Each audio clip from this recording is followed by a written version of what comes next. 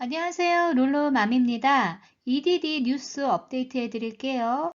EDD 뉴스가 2일하고 7일날 나왔는데 제가 이거 포괄적으로 오버페이먼트에 관한 내용이라서 그냥 같이 정리해서 설명을 드리겠습니다. 상감 신청할 때 예상 질문이 몇 가지 있는데요. 오레건주에 계시는 구독자님께서 질문해 주신 그 내용을 토대로 제가 한번 공유해 보겠습니다.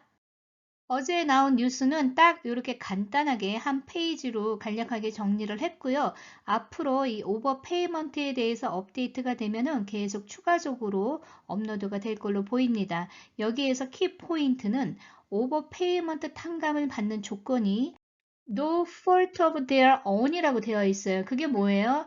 과실이 아닐 경우 이렇게 되어 있는데 대부분 여러분들이 예를 들어서 한국을 방문을 했거나 혹은 수입이 있어서 보고를 했는데도 불구하고 EDD가 실수를 해서 전부 지급을 해준 사례들도 꽤 많았어요. 이런 경우는 여러분의 과실이 아니죠. 사실대로 다 보고를 했는데 EDD 시스템 문제로 지급을 해준 거니까. 캘리포니아 주정부가 다른 몇 개의 주정부들과 같이 협업을 해서 연방정부 노동부에 이걸 이제 명확하게 정말 정직하게 했는데도 불구하고 이런 실수가 있어서 수당을 받은 사람들을 탕감을 해달라고 자꾸 이렇게 이제 재촉을 하는 것 같아요. 그래서 그 부분에 대해서 좀 중요한 내용은 뒤에서 제가 설명드리고요.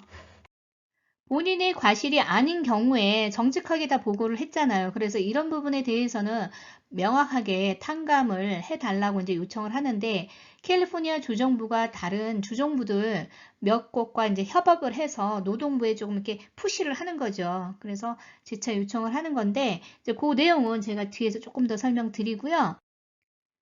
캘리포니아하고 이제 다른 주 정부들이 이 연방정부의 팬데믹 실업수당에 대해서 그러면 이제 오버페이 된 거를 어떻게 커버를 할 건지 그 부분에 대해서 더 명확하게 이제 가이드라인을 좀 달라고 이제 요청을 한 거죠. 일정 조건에 맞으면은 이제 다 탕감을 웬만하면 시켜주려고 노력은 하는 걸로 보입니다. 그래서 요 자세한 내용은요, 제가 뒤에서 좀 설명드릴게요. 사기를 목적으로 실업상을 받은 것 외에는 여러분들의 과실이 아니다, 정직하게 보고를 했고 어떤 그런 행정적인 실수가 있다 이런 거는 다 탕감이 될 걸로 보여요. 그런데 이제 여기에서 지금 우리가 가장 논란이 됐던 부분 중에 하나가 바로 PUA 신청하신 분들이 원래 넷인컴을 넣었어야 되는데 거기 넷인컴이라고 글씨는 있었거든요. 근데 그로스 인컴을 많이 넣어가지고 실제로는 넷인컴이 마이너스 나거나 아니면은 뭐 미니멈 167불 이하를 받아야 되는데도 불구하고 맥시멈 450불을 받으신 분들이 상당히 많으세요. 그런데 그거는 넷 인컴이라고 글씨는 써 있었지만 이 내용에 대해서 보통 넷 인컴, 그로스 인컴 이거에 대한 개념이 잘 없는 분들도 있단 말이에요. 우리 뭐 어카운팅을 하는 분들은 쉬운 얘기지만 그러면 이 숫자를 어떤 걸 넣으라는 건지 모른단 말이에요. 그러면 보통은 정부에서 이런 설명이 있으면은 별표 그림이 있으면서 그거를 클릭하면은 이게 어느 양식의 그 번호가 몇 번에 있는 숫자를 넣으라는 그런 내용들이 나왔어야 돼요, 사실은. 근데 그런 명확한 내용 없이 그냥 넷인컴 이렇게만 나와 있었단 말이에요. 그러면서 이게 본의 아니게 실수들이 많이 생겼었어요. 이 숫자 입력하실 때 의도적으로 알면서 일부러 숫자를 넣으신 분들은 없을 거라고 봐요. 그래서 원래는 이것도 어떻게 보면은 여러분의 과실이지만 그거는 의도적인 게 아니기 때문에 행정적으로 이게 설명이 부족했기 때문에 몰라서 하는 실수잖아요. 그래서 이 부분은 오버페이먼트를 해달라고 연방 정부에 요청을 하고 있는 것 같아요. 그래서 이게 받아들여질 가능성도 있긴 한데 하나 문제는 뭐냐면 실제로 2020년 12월이나 2021년 뭐 한 3월 달까지요. POA 금액 그 수입 증빙하라고 그래서 167불로 내려가면서 오버페이먼트 몇천 불씩 내라고 안내받으신 분들이 있어요. 그래서 실제적으로 형편이 안 돼서 그걸 갚지 못하신 분들도 계시지만 겁이 나니까 연방정부나 뭐 주정부에서 뭐 서류 오면은 겁나잖아요. 그래서 그걸 반납하신 분들이 있거든요. 그럼 과연 이렇게 반납하신 분들은 억울하잖아요. 그럼 이거를 다시 어, 복귀를 해서 돈을 환불을 해줄 것인가 또 그거에 대한 퀘션이 또 생기는 것 같아요. 그래서 이 부분은 제가 볼 때 연방정부나 주정부가 정말 우리가 이건 정말 클리어하고 언페어하지 않다라고 그렇게 결정이 나기까지는 조금 더 시간이 많이 걸릴 걸로 보여요. 이게 최소 3월 달 이상은 지나야 될 걸로 보이거든요. 그래서 이렇게 만약에 넷인컴을 넣어야 되는데 그로스로 넣어가지고 지금 수당을 오버 페이먼트 안내 받으시는 분들은요, 일단은 섣불리 반납하지 말고 조금 기다려 보세요. 기다려 보시고 이제 주정부가 더 이거에 대해서 이제 탕감 쪽으로 가는 방향으로 할 때는 여러분들한테 유리해질 수도 있거든요. 그런데 이 부분은 짚어봐야 될 것 같아요. 그로스 인컴을 넣어야 되는데도 불구하고 실수로 넷 인컴을 입력하는 거 하고요. 설티파이 하실 때 수입이 있었는데도 불구하고 수입복을 하지 않은 케이스하고 한번 비교를 해보세요. 특히 W2 급여를 받는 분들이 어떤 실수를 많이 하셨냐면은 투 잡을 띄고 있었다가 한 잡에서 코로나로 인해서 실업이 되었지만 세컨 잡은 여전히 계속 일을 하는 경우가 있었어요. 그런데 대부분의 많은 분들이 EDD를 처음 접하다 보니까 어떤 실수를 많이 했죠? 투 잡을 갖고 있던 분이 첫 번째 잡에서만 실업이 됐다고 생각하셔서 그거만 실업수당 신청한다고 생각하신 후에 두 번째 잡에서 발생된 수입을 전혀 보고 안 하신 분들이 많으세요. 실업수당은 1인당 하나의 소셜 번호로 한 케이스로만 진행이 된다 그랬어요. 그래서 위클리 베네핏 금액을 산정을 해줄 때도 여러분들이 원잡을 잃었다 그래서 그 잡에 대해서만 인컴을 계산하는 게 아니었어요. 실제로 실업수당은 어떻게 계산하냐면은 첫 번째와 두 번째 잡 모두의 수입을 합산한 그 금액을 기준으로 실업수당을 매주 산정을 해주기 때문에 여기서 실수를 많이 하셨단 말이에요. 자, 그렇다면 이것도 어떻게 보면은 시스템을 이해 못해서 발생된 고의적인 실수는 아니고 모르고 한 실수일 수도 있단 말이에요. 그런데 제가 볼 때는 첫 번째처럼 그로스 인컴을 넣어야 되는데 넷 인컴을 넣은 거는 이거는 좀 타당하기 때문에 탕감 받을 수 있는 확률이 좀 높지만 두 번째 사례처럼 투 잡을 띄고 있다가 한 잡을 잃었다고 그래서 나머지 한 잡의 수입을 누락시켰을 때 탕감을 받을 수 있느냐? 이건 조금 희박하다고 봐요. 왜냐면 제가 뒤에서 다시 한번 인컴 테이블을 보여드릴 거예요. 연방정부 가이드란이 굉장히 많이 바뀌었었어요. 계속 업데이트되고 뭐 이랬다 저랬다 우리도 중간에 많이 혼란스러웠었잖아요. 그래서 이제 그런 행정적인 실수 때문에 선의 피해자가 나지 않도록 주정부에서 나름 노력을 하려고 보입니다. 그런데 연방 정부에서 그렇게 승인을 한다 하더라도 결국은 최종적으로 주정부가 자기들이 정해놓은 가이드라인을 지켜야 되는 거예요. 그래서 수입 테이블에 대한 가이드라인에 이미 지침서가 나와 있어요. 그래서 그걸 나중에 다시 한번 더 명확하게 하겠지만 제가 그 가이드라인을 기준으로 다시 한번 리뷰해 드릴게요. 아주 사기성이 아닌 이상은 가령 수입 보고 누락 때문에 오버페이먼트를 불가피하게 내야 되는 분들 같은 경우도 뭐 이자나 아니면 페널티 뭐 30% 이런 거를 부과하지는 않을 것 같아요. 그게 나와도 웨이브 신청하면은 받아들여질 것 같고요. 초창기에 나왔을 때 얘기했던 게 만약에 여러분의 과실이 아닌데 오버페이먼트를 내야 되는 경우 48개월까지 나눠서 낼 수 있도록 하겠다고 그랬어요. 그래서 수입 보고 누락은 원래는 굉장히 엄하게 다루지만 이것도 몰랐다고 얘기를 하면은 제가 볼 때는 뭐 완전히 탕감되기는 어려울 수도 있지만 이자나 혹은 페널티 같은 거는 웨이브 될 수 있는 방향이 조금 보여지는 것 같아요. 주정부에서 위클리 베네핏에 대해서만 오버페이먼트 안내를 줘요. 그렇다는 얘기는 그 금액만 내라는 건 아니에요. 만약에 부당하게 받았다 그러면은 그거와 관련된 포괄적으로 연방정부 지원금까지 추가로 연방정부에서 안내를 받을 수도 있어요. 그래서 되도록이면 여러분들의 펄트가 아닌 걸로 준비를 해야 되기 때문에 제일 중요한 건 뭐예요? 서류 준비해서 업로드 할 때 정확하고 꼼꼼하게 그리고 정직하게 서류를 업로드하는 게 좋습니다. 그래서 그 서류 리뷰도 제가 굉장히 자세하게 많이 했어요. 그래서 그 서류 여러분들이 업로드 하기 전에 다시 한번 꼼꼼하게 동영상 보신 후에 내가 어떤 케이스인지를 보시고 업로드 하실 것을 제가 적극적으로 권해드려요. 실제로 고용 취소 안내만 보내가지고 최근에 계속 디스퀄리피케이션 나는 분들도 계시고요. 지금 서류 업로드 하라는 케이스가 뭐 그렇게 많지 않아요. 그래서 지금 2월 달부터 이제 받기 시작하는 분들도 계세요. 그래서 부부 중에서 한 분은 받았는데 한 분은 아직 안 받았다. 그럼 계속 안 보낼 것인가? 그렇지는 않을 것 같아요. 계속 추가적으로 이제 쿼터식으로 끊어가지고 소화해낼 수 있는 한계가 있잖아요. 그래서 이게 단계 계속 보내질 걸로 저는 예상을 하고 있습니다. 여러분들이 이제 1099을 거의 받으셨을 거예요. 혹은 온라인으로 지금도 로그인 하시면 언제든지 보실 수 있어요. 그런데 미국 분들도 마찬가지로 내가 2021년에 실제로 수당 받은 거하고 금액이 다르다. 나는 그렇게 많이 받지를 않았다. 이런 분들도 계시더라고요. 그래서 그 부분은 제가 계속 리뷰를 해드렸기 때문에 웬만큼은 이해가 되셨을 거예요. 근데 아직도 이해가 안 되시면 제가 뒤에서 조금 보충 설명해 드릴게요. 제가 이 오버페이먼트 웨이브에 대해서 조금 더 계속 업데이트 되면은 다시 한번 여러분들한테 공지를 해드리겠습니다.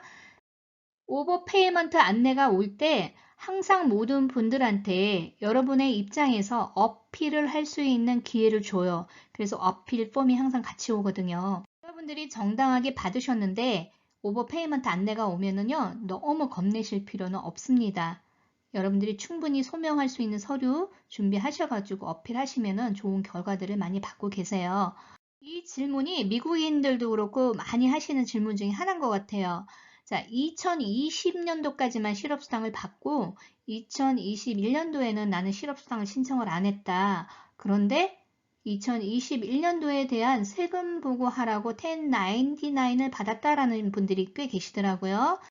자, 그럴 경우에는 여러분들이 로그인을 하신 다음에 페이먼트 히스토리를 먼저 확인을 하시는 게 좋습니다. 여기 페이먼트 히스토리를 기준으로 1099이 발급이 돼요. 자, 예를 들어서 여러분들이 마지막 설티파이를 2020년도에 했어요. 그런데 페이먼트가 2021년도 1월이나 2월에 지급되는 경우도 있어요. 왜 펜딩, 납페이드 되면서 한꺼번에 막 지급되는 경우 있죠. 이런 경우는 엔딩 위크, 즉 실업수당을 받는 그 기간도 2020년도에 속하고 여러분들이 설티파이도 2020년도 했지만 실제로 돈을 받은 거는 2021년에 받았단 말이에요. 그럴 경우에 2021년도 1099이 발급되는 거예요. 그래서 여러분들이 언제 설티파이를 했거나 아니면은 그 설티파인 위크가 언제 연도에 있거나 그게 중요한 게 아니고 실제로 페이먼트 히스토리에 나오는 그 페이먼트 지급된 날짜가 중요한 거예요. 그래서 그렇기 때문에 실제로 받은 금액하고 1099 금액이 맞지 않다라고 생각하는 경우가 종종 있습니다. 그거 확인해 보시고요. 또는 여러분들이 설티파이 한 적이 없는데 돈을 받았다고 나오는 경우가 있거든요. 그리고 페이먼트 히스토리에도 분명히 돈이 지급된 것처럼 나오는 경우가 있어요. 그럼 이거 다른 사람이 신청한 거 아닌가 이렇게 생각할 수 있는데요. 어떤 일정 기간에 자동으로 EDD가 그렇게 지급을 해준 경우도 있었거든요. 그렇기 때문에 그럴 경우에는 데비카드 혹시 밸런스로 돈이 들어온 게 있는지 그걸 확인하신 후에 여러분들이 만약에 이거 내가 전혀 신청한 적이 없는데 이렇게 왔다 그러면 EDD에 컨택하시면 되는 거예요. 자, 두 번째 또 많이 묻는 질문이 오버페이먼트 노리스 받았다 이거예요. 그러면 뭘 여러분들이 좀 생각을 하셔야 되냐면 EDD에서 단순한 행정적인 착오일 수가 있어요. 그래서 어필을 보내기 전에 먼저 EDD에 전화를 하시는 게 좋습니다. 의외로 꽤 많은 건들은 그냥 전화 한 통으로 해결이 되는 경우가 있습니다. 만약에 여러분들한테 어떤 서류가 내가 없어서 그랬다든지 아니면 너는 어필을 해야 된다든지 이런 식으로 말을 하면은요, 그때 어필을 하시면 됩니다. 왜냐면 어필을 하게 되면요, 요즘 4개월은 기본이에요. 보통 6개월까지도 걸리거든요. 그렇기 때문에 그러다 보면 여름 다 지나서 여러분들 히어링 한단 말이에요. 그러면 그동안의 스트레스가 말도 못해요. 그래서 항상 이들이 먼저 전화를 하신 후에 그 다음에 어필이 필요할 경우에만 어필을 하시면 됩니다. 탕감 과정은요, 마지막 스텝이에요. 여러분들이 어필하기 전에 나 이거 탕감부터 신청한다 이렇게 생각하시면 안 돼요. 지금 타주는 이미 탕감 신청을 하겠느냐라는 옵션이 나와서 온라인으로 진행을 할 수 있는 펑션이 벌써 나와 있는 주가 있어요.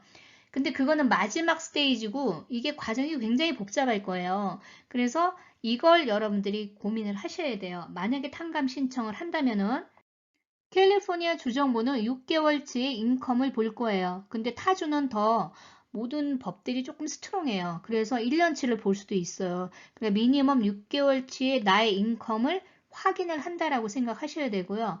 그리고 분명히 은행에 돈이 어느 정도 있는지를 확인할 거예요. 그래서 뱅크 스테이트먼을 요청할 수도 있고요. 텍스 리턴한 리포트도 볼 수도 있고요. 그리고 여러분들이 왜 탕감을 받아야 되는지에 대한 진술서가 필요할 수도 있어요. 그리고 기타 경제적인 어떤 어려움을 겪기 때문에 탕감을 받을 수 없는지 그거에 대한 질문을 답을 명확하게 하셔야지 문제가 없습니다. 구독자님께서 공유해 주신 내용을 한번 짚어볼게요. 첫 번째 질문은 다 예상했을 거예요. 과연 여러분들이 이 오버페이먼트를 납부하는데 어려움이 있느냐 그건데 이제 여러분 혼자만이 아니고 가족 전체로 가령 예를 들어서 배우자가 뭐 5,000불씩 벌고 있어요. 근데 여러분은 이걸 갚을 능력이 없다. 그러면 조금 모순적일 수가 있거든요. 그래서 제가 이제 수입 테이블 다시 한번 보여드릴 거예요. 그 이유에 대해서 설명을 하는 거죠. 그래서 첫 번째 질문은 그닥 어렵지 않아요. 그런데 이제 여기 두 번째와 세 번째 질문이 굉장히 모호하고 어떻게 보면 약간 함정적인 내용들이 있습니다. 그래서 두 번째 이야기를 보면은요. 이 질문을 직역으로 한다면은 이 실업수당을 받았어요. 그런데 만약에 실업수당을 받지 않았다면 하지 않아도 되는 어떠한 일을 행했느냐 그 말이에요. 이거 무슨 말이죠? 그렇다면 어떻게 이걸 했느냐 이 얘기예요. 이 질문 굉장히 헷갈릴 수 있죠. 그러니까 이거는 영어 잘해서 직역으로 하면 안 돼요. 이거를 약간 함정적인 말이 있어요. 그래서 이거를 의역으로 한다면은 어떤 질문으로 저는 해석을 하냐면은 예를 한번 들어보면은 가령 여러분이 코로나 때문에 치료를 가거나 뭐 보험이 없었거나 어떤 생각지도 않아서 코로나의 영향으로 인해서 지출된 비용이 있었기 때문에 그걸 갚은 경우도 있죠. 병원비라든지 이런 게 한 예가 될 수가 있어요. 그거는 파지티브한 앤서예요. 그런데 반대로 여러분이 이 실업수당을 받은 다음에 이걸 주식 투자를 했어요. 그러면은 실업수당을 받지 않았을 때 하지 않았어야 되는 어떤 다른 행동이 이루어진 거예요. 그러면 이거는 파지티브 하겠어요? 네가티브 하겠어요? 그래서 이 두 가지 답변이 완전히 다르죠. 그냥 실업수당 때문에 돈이 생겨서 마침 내가 아파서 병원비를 지불했다. 이런 거는 어떤 다른 행동을 했어요. 실업수당 받기 전에는 그것도 지급도 못할 정도인데 그런데 만약에 주식을 투자를 했다. 집을 샀다. 이러면 이거는 네거티브한 답이 될 수도 있겠죠. 저는 이거 어떤 게 답이라고 말씀드리기는 어려워요. 그래서 이 질문의 의도를 잘 이해하셔야 돼요. 실업수당을 받음으로써 여러분의 어떤 상황이 안 좋게 변했는지에 대한 질문이에요. 자, 이건 직역이죠. 그러면 어떻게 변했냐 이거예요. 그러면 이거를 의역으로 해석을 하면은요. 상황이 너무 안 좋았기 때문에 실업수당을 받은 거잖아요. 그런데 실업수당을 받으면서 더 나빠졌느냐 그 질문이거든요. 그러면 어떤 케이스가 될 수 있냐면은 여러분의 실제 수입은 타격을 받았는데 실업수당을 받음으로써 실제 수입이 올라감으로써 정부에서 팬데믹에 대한 어떤 지원금들을 추가로 주는 경우가 있단 말이에요. 예를 들어서 렌트 보조 같은 경우. 근데 부부가 같이 받았을 때 그 레인지가 올라가면서 오히려 그런 베네핏을 받거나 혹은 유틸리티 비용이 밀렸단 말이에요. 전기요금 같은 게. 그런데 이 수입 때문에 그걸 보조를 못 받는 경우가 있을 수도 있단 말이에요. 이런 경우가 더 실업수당을 받음으로써 상황이 악화된 케이스로 보여지죠. 제가 여러분들의 상황을 하나하나 다 볼 수가 없기 때문에 이 탕감에 대한 예를 지금 간단하게만 들었어요. 그래서 실업수당을 받음으로써 여러분이 지금 갚을 능력은 되지 않고 그리고 지금 뭐 병원비가 있어서 그거를 탕감받지 못해서 갚아야 됐고 그리고 마지막으로 렌트 보조나 유틸리티 밀린 거를 보조를 못 받았고 이런 게 다 여기에 해당이 되는 거예요. 그래서 여러분들의 리즌을 잘 생각하셔야 된다는 거예요. 자, 제가 드린 답은요. 이거는 명확하게 이렇게 답을 해라 그게 아닙니다. 이건 예제를 드린 거예요. 케이스마다 다 사유가 다르겠죠. 그래서 이거는 여러분들 이해를 돕기 위한 하나의 예제일 뿐이니까 그냥 참고만 해주시면 돼요. 그래서 지금 벌써 타주에서 이 탕감 질문에 대해서 이런 질문들이 나왔기 때문에 이걸 기준으로 여러분들이 어떠한 질문들이 나오겠다는 거를 예상해 볼 수 있기 때문에 제가 이 내용을 좀 공유를 해봤습니다. 1월 15일 날 동영상에 오버페이먼트 탕감 자격 조건과 그 수입 테이블에 대해서 제가 자세히 설명드린 게 있어요. 그 동영상 밑에 제가 다시 한번 링크 해드리니까 참고해 보시고요. 거기에 D21447, D21446, D21444 여러분들이 받게 될 예상 양식들이기 때문에 꼭 이 동영상도 같이 참고해 주세요. 자, 수입 테이블 다시 한번 보여드려요. 6개월간의 수입을 리뷰를 한다 그랬어요. 그런데 어떤 수입이냐? 세금 빼고 난 나머지 넷인컴이 아닙니다. 그로스 월 수입 기준으로 해요. 그래서 여기 테이블처럼 1가구일 경우에는 월 1351불이 맥시멈이고 그리고 2인 가족일 경우에는 2094불이에요. 그러면 6인 가족이 4660불이죠.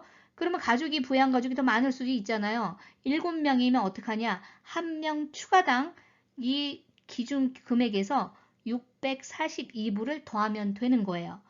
다시 정리해 드리면은 여러분의 과실이 아닐 경우에 탕감을 해주는 걸로 이미 가이드라인이 나오고 있어요. 하지만 그 탕감 조건에 맞기 위해서는 이 수입 테이블의 조건도 맞아야 된다는 거예요. 그래서 이 내용도 아마 더 자세히 나올 거예요. 이미 이 수입 테이블은 EDD 사이트에 공지가 되어 있습니다. 그래서 이 금액을 기준으로 하기 때문에 제가 얘기했죠. 앞에서 두 가지의 잡을 갖고 계신 분이 한 가지 잡만 실업상 신청한 줄 알고 신청하시면서 두 번째 잡을 계속 일을 하심에도 불구하고 수입 보고를 안 하실 경우가 있었단 말이에요. 그래서 그런 경우 탕감이 되기가 쉽지가 않은 게 이 그로스 인컴 테이블 기준으로 했을 때 이 금액을 초과하는 분들이 꽤 계실 거예요. 그래서 현실적으로 수입 보고 누락 때문에 탕감을 받아야 되는 분들은 그렇게 많지 않을 것 같아요. 캘리포니아보다는 동부 쪽에서 아마 오버페이먼트 가이드라인이 더 빠르게 나올 것 같아요. 그래서 그쪽에 거주하고 계시는 구독자님들께서는 그런 정보들 있으면 빠르게 공유 부탁드리겠습니다. 오늘도 좋은 하루 되시고요. 좋아요, 구독 부탁드립니다. 감사합니다.